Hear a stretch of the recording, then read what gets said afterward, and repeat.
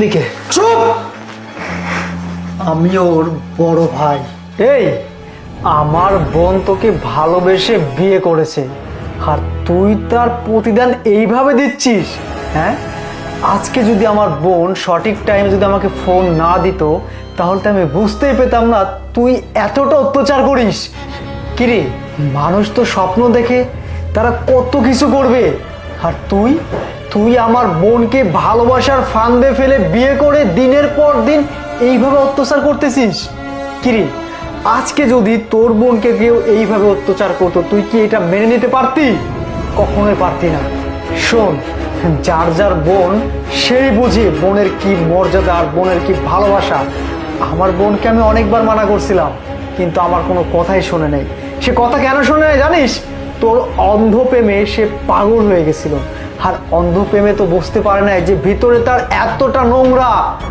আর আজকে আজকে আমি এটা কি দেখলাম? আমার বোন যাকে মন প্রাণ দিয়ে ভালোবেসেছে, আমার বাপ মাকে সোনার সংসার ছেড়ে চলে আসছে, তার দুটো হাত ধরে, আর সেই মানুষটা তাকে এতটা অবহেলা করে, সেই মানুষটা তাকে কাজের মানুষের মতো দেখে, নির্যাতন করে। এটা ঠিক না।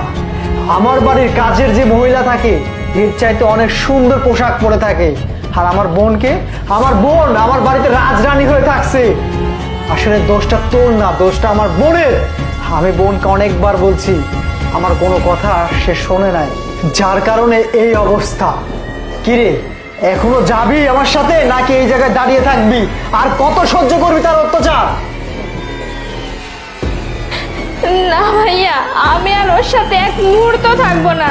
আমি ওকে ভালোবাসি, অনেক বড় ভুল করছি, তোমাদের সবাইকে ছেড়ে চলে আসছি, কিন্তু ওর কাছে আমি কোনো সম্মান পাই নাই। ওর সাথে আমার এক মুহূর্ত থাকবো না, আমি তোমাদের সাথেই থাকবো। আর ওকে তো আমি ডিভোর্স দিয়ে দিব। ওর মতো জানোয়ারের সাথে আমি আর কোনো দিনও থাকবো না। তুমি আমাকে নিয়ে চলো ভাইয়া। দেখো শান্তা, এই যা হওয়ার তা তো হয়ে গেছে, আর তোমাকে তো আমি ভালোবেসেই বিয়ে করে আনছি, কিন্তু এই যে আমার মাথাটা একটু গরম, মানে আমি আসলে সহ্য করতে পারি না। তুমি আমারে শেষবারের মতো একটু ক্ষমা করে দাও। হ্যাঁ, চুপ! অনেক হইছে। শোন, তোকে আমি এত সহজে ছেড়ে দিচ্ছি না, তোকে পুলিশে দিব বলছি। দিব মানে দিব। বোন, চল।